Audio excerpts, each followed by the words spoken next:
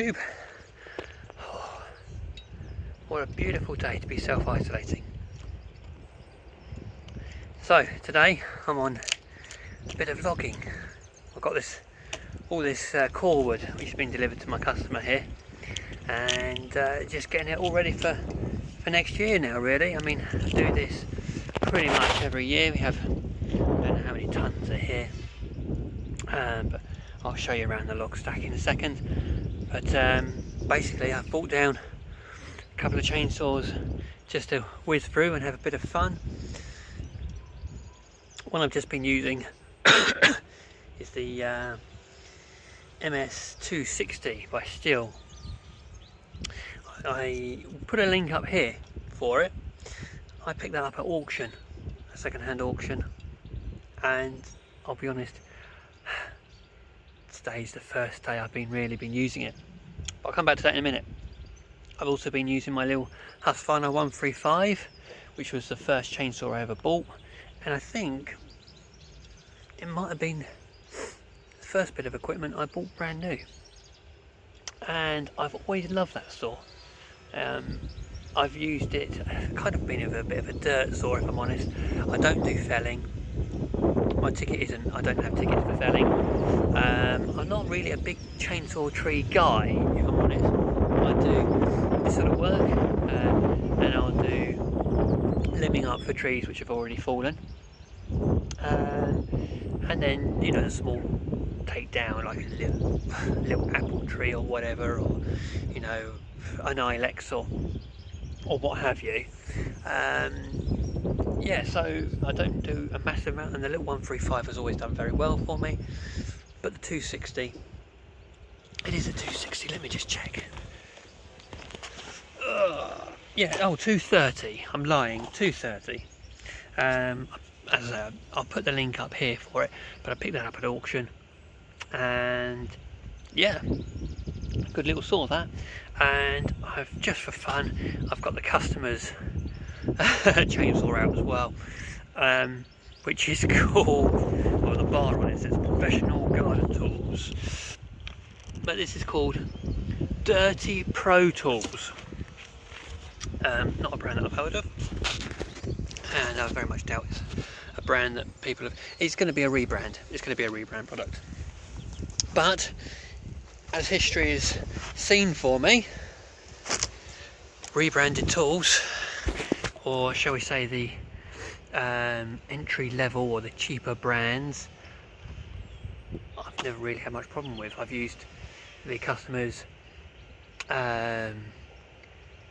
cheap brush cutter here, absolutely perfect, never had any problems with it. The auger which I've got, never had any issues with that, and when I did, it's because of the pull coils kept breaking, and that's when Luke, oh, Sky News, panel of experts, watch live. Yeah, so when Luke sent me that, and if you have, I know I keep saying about it, but you know, nice guy. Again, a link's up there if you want to watch that engine switch over. So basically what I'm saying is, you know, I've never really had any issues with these Chinese made, mass produced engines. They've always really, you know, they've done really well. You treat them well and they look after you. It's like any tool. You know, you get what you get out of it really, and if you're using it to the capacity that it's been manufactured for, I'll sound like a broken record. Have a look back at some of my other videos, I can go into more detail.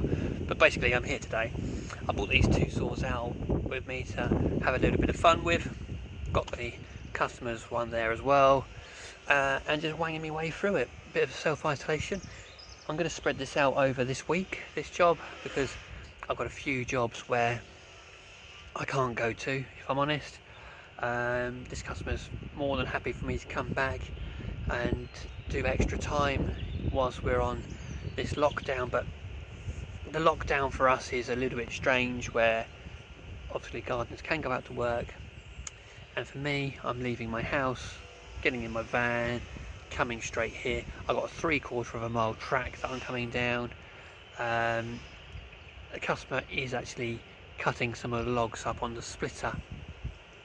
But we've got, well, I'm out in one of the fields and he's what, over an acre away, so yeah, I think social isolation is fine here. Anyway, let's do a bit more cutting and then we'll catch up with another chat, and I'll tell you what I think about these two saws, because I think it's quite interesting for anybody who's looking for a chainsaw, who's like me, who's a gardener but doesn't want to spend massive amount of money, doesn't do a lot of cutting, but wants a capable saw of doing this sort of work.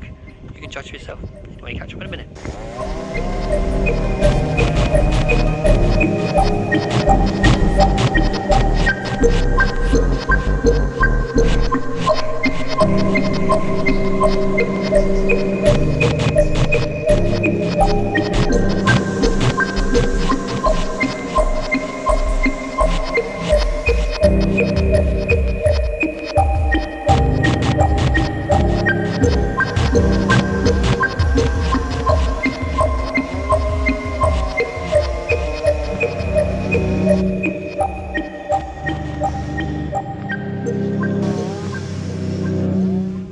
Right, stopping for a refuel.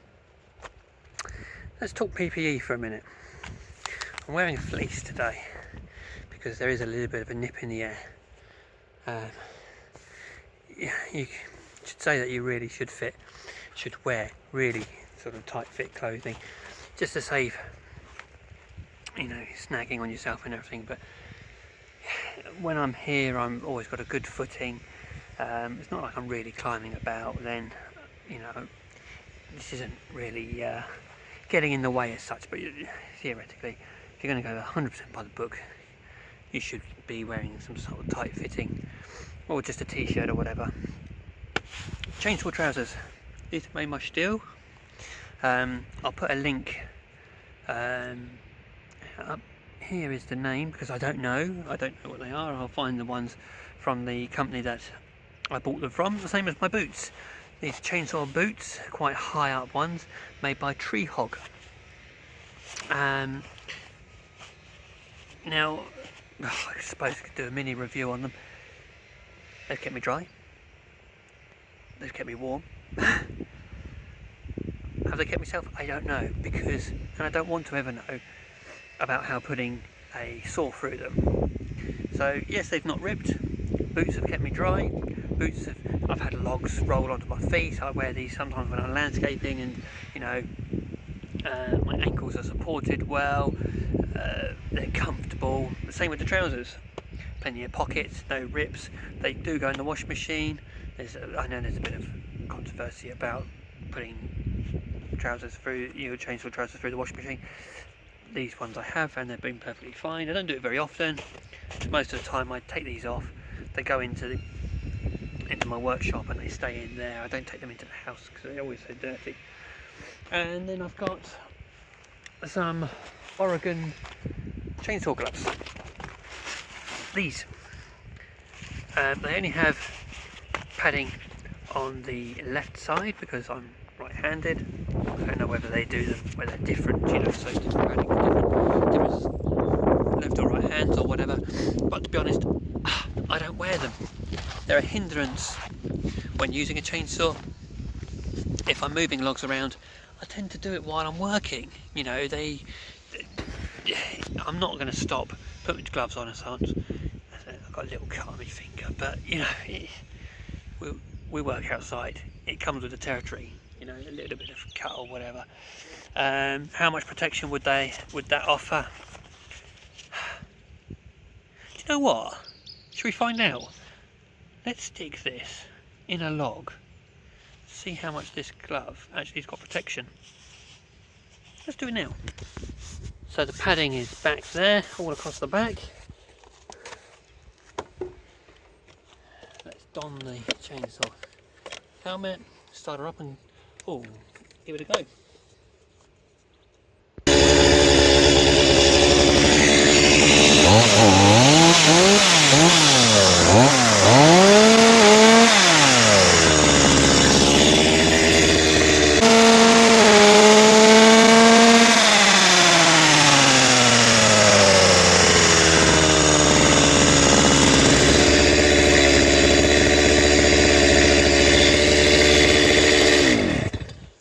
Right. Oh, was that to be as expected? I'm going to have another try with it in a second. Look at that, the fibres. My, did it kick as well. But it's not gone all the way through. No, look at the thumb. Wow. That's your thumb gone. Back of the hand. Yeah, she's not gone all the way through. That's more because I think that I thought it was secure, but it really wasn't as secure as I thought. Look at that. Fibres have come out absolutely everywhere. Your thumb, that's knackered underneath there as well, it's cool. See where the teeth had just grabbed a little bit on there. Let's give it another go, see if we can secure this in further.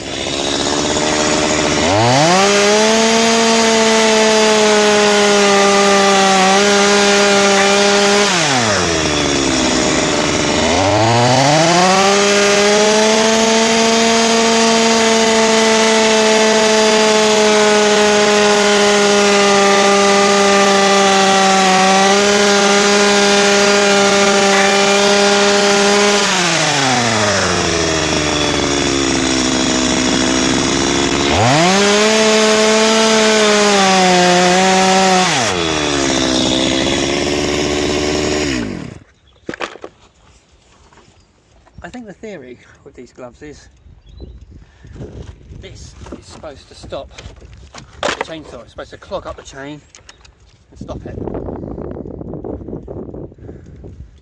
Customer's going to wonder what the bloody hell's happened here. So underneath here, yep, there's a bit of the leather in there. There's a little bit of stuff in there, but to be honest, there's not a lot. No, not a lot in there at all. Certainly not enough to stop the chain, and this isn't even a fast speed saw. As I say, this is, as I said, 230. So this is only a small saw in comparison to most. I leave the big saws to the big boys. Like Andrew, he's a big boy. If you're like me, a gardener that does a little bit of tree work, a little bit of limbing up or cross-cutting, then over a 135 to a 230, oh dear, yeah, I'd go for the Stihl. Sorry Husqvarna, I wasn't prepared for that. I've used the Stihl 170 before, and I actually preferred the 135 over the 170. But that's maybe because I had biased to it as well at that point. But yeah, in testing today, the 230 is really giving, and they're relatively cheap. I mean, I bought this, you have to look back at that video that I mentioned earlier, but I've seen these, because I was considering selling it, I've seen these for 130 odd quid, 130 odd quid, up to 200 odd pounds. I don't know what year this 230 is. Let's see if I can see it on there. 2005. 2005. It's got nothing cracked on it. It seems like a lovely little saw, to be honest. I sharpened the chain last night, and I'll sharpen it again tonight, ready for tomorrow. But for a budget saw, which you can pick up relatively cheap, yeah, what more can you want? Anyway, I'll finish on a little bit more of the action shots. Thank you very much for watching, and catch up again with me soon. Cheers.